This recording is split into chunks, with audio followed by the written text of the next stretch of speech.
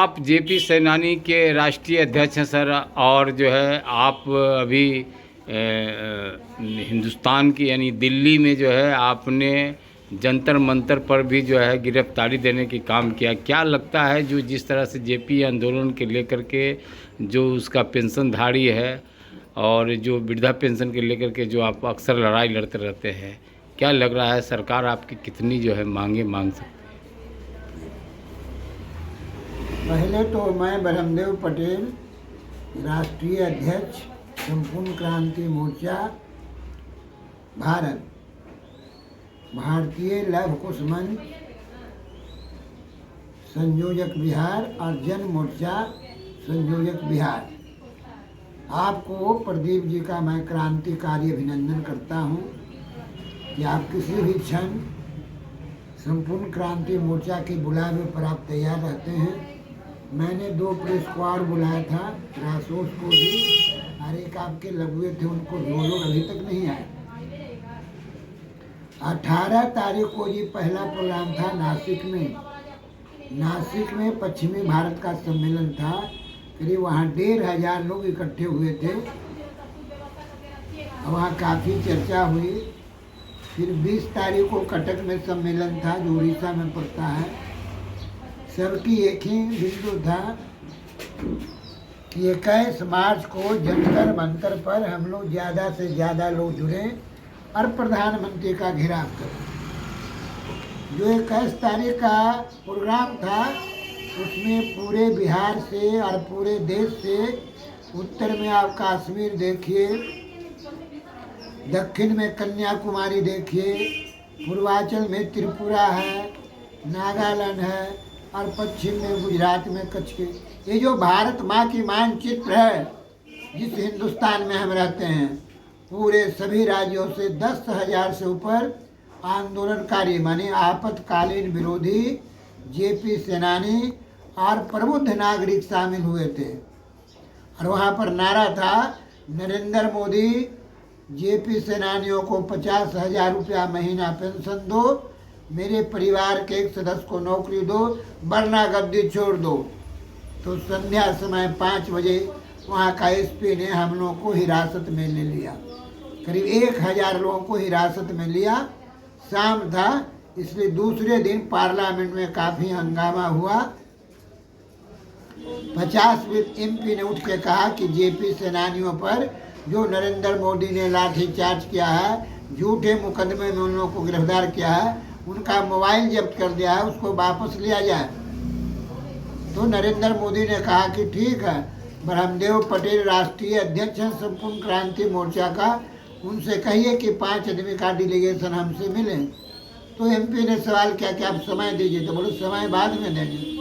तो बिहार का आदमी है, बिहार चला जाएगा। उनके आदमी हैं यहाँ, बोले एक क्या, सैकड़ों MP उनके पक्ष में पार्लियामेंट में है, आप जब कहिए तो हम लोग तैयार हैं मिलने के लिए। तो 10 सूत्रीय मांग पत्र वहाँ हम दिए हैं प्रधानमंत्री को। कहिए तो पत्रकार साहब 10 हम बता सकते हैं।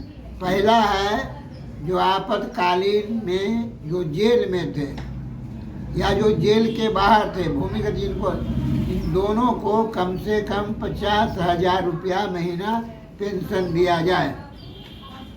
दूसरा था, उनके परिवार के एक सदस्य को सरकारी नौकरी दिया जाए। हम ये नहीं कहते हैं कि अगर किसी का बेटा मैट्रिक पास है तो उनको कलेक्टर बना दो, जिस अनुसार जो है उसी अनुसार उनको नौकरी दो। तीसरा था, वृद्धावस्था पेंशन पूरे देश में 3000 रुपया लागू करो। जिस व्यक्ति का उम्र 60 साल से ऊपर हो गया है, उनको 3000 रुपया तुम दो केंद्र से। चौथा था, किसानों को MSP पर कानून बनाओ, किसानों के गल्ले का उचित मूल्य दो। अगला था, आप बेरोजगारों को काम दो या 2000 रुपया बेरोजगारी भत्ता दो। ब्लॉक स्तर से लेके दिल्ली सचिवालय तक अखंड भ्रष्टाचार में डूबे हुए हो, इस पर ब्रेक लगाओ। महंगाई पर रोक लगाओ, शिक्षा में सुधार करो और रोजगार मुखी शिक्षा लागू करो। कॉलेजियम सिस्टम को ख़त्म करो, जजों की बहाली परीक्षा के द्वारा किया जाए।